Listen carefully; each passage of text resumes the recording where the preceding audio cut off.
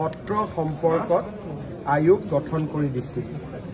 এই আয়োগৰ উদ্দেশ্য আছিল যে সত্ৰৰ কিমান মাটি বেদখলত আছে আৰু এই মাটিসমূহক বেদখলৰ পৰা উদ্ধাৰ কৰাৰ বাবে উপায়সমূহ চৰকাৰক প্ৰতিবেদন হিচাপে পৰামৰ্শ হিচাপে আগবঢ়োৱা।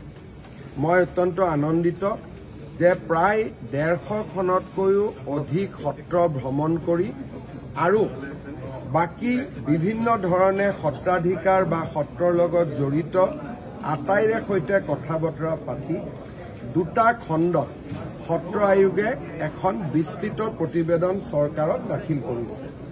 এই প্ৰতিবেদন কেইখন আমি পৰীক্ষাও কৰিম আৰু খুব সোনকালে অসমৰ সত্ৰসমূহক নিৰবিচ্ছিন্নভাৱে সহায় কৰিবলৈ আমি পাৰ্মানেণ্ট আয়োগ এখন উপযুক্ত বাজেটেৰে সৈতে পাৰ্মানেণ্ট সত্ৰ আয়োগ এখন নিৰ্মাণৰ কথাও চৰকাৰত ইতিমধ্যে আলাপ আলোচনা হৈ আছে, যিখন আয়োগৰ আদালতৰ দৰে ক্ষমতা থাকিব আৰু চৰকাৰী বিভাগৰ দৰে বিত্তীয় ক্ষমতা থাকিব।